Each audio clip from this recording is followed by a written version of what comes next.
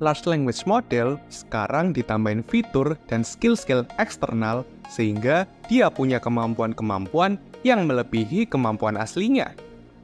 Contohnya, AutoGPT yang bisa prompting dirinya sendiri.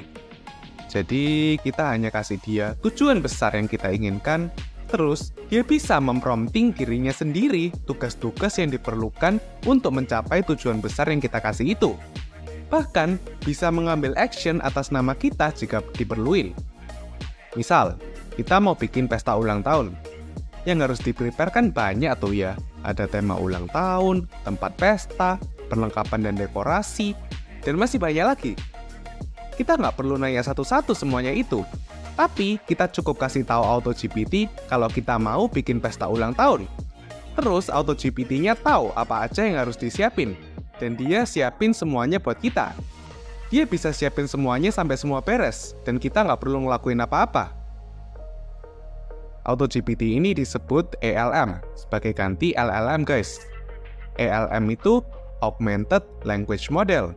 Karena sesuai namanya, dia ditambahin fitur dan skill eksternal sehingga bisa melakukan kemampuan yang lebih. Makanya dia bisa prompting dirinya sendiri. Nah, cuma ALM ini masih mahal guys, karena ALM ini menggunakan banyak token untuk bekerja. Tiap token menghasilkan biaya. Nah, di tengah kelemahan ini, sebuah ALM baru sedang dikembangin buat menjawab permasalahan ini. Namanya adalah RIU, singkatan dari Reasoning Without Observation. ALM ini diuji dalam kumpulan 6 algoritma Natural Language Processing dan berdasarkan patokan Hotbot QA, RIU ini ditemukan 5 kali lebih efisien dalam hal token. Kira-kira kenapa ya? Oke, langsung aja kita bahas ya. Sebenarnya yang membuat kebanyakan ALM menggunakan banyak token adalah karena skill eksternal yang ada padanya bekerja bebarengan dengan kemampuan verbal reasoning-nya. Soalnya kalau ngehubungin dengan skill eksternal, diperlukan eksekusi dan suspensi dari LLM, sehingga menyebabkan delay dan menambah penggunaan token. Ini juga guys, LLM ini kan menghasilkan token berdasarkan konteks sebelumnya.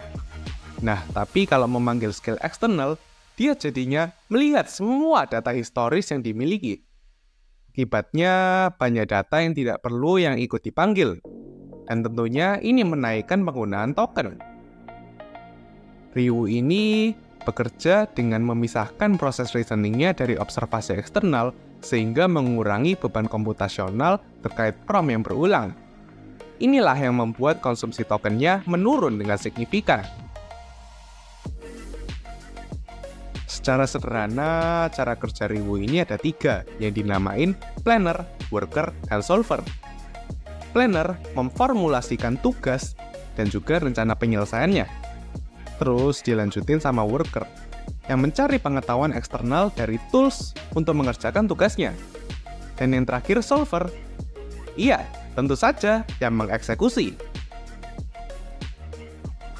Lebih jauh, RIU ini menciptakan peluang besar bagi pengembangan ALM yang lebih efektif dan skalabilitas tinggi.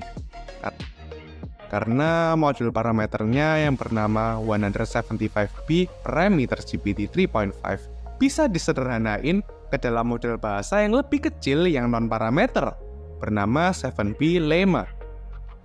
Caranya adalah dengan melakukan proses fine-tuning instruksi. Jadi, RIU ini mencetuskan suatu konsep bagus untuk pengembangan ALM.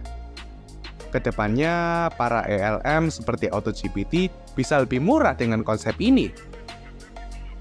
Tapi, para developer ALM tentu punya cara masing-masing yang unik untuk membuat ALM mereka lebih baik. Konsep yang digunakan RIU ini adalah salah satu konsep yang bagus. Gimana menurut kalian? Thanks for watching. Jika kalian merasa ulasan ini bermanfaat, jangan lupa subscribe supaya nggak ketinggalan info-info menarik seputar dunia AI dan teknologi di channel EV Code. Alright, see you in the next video.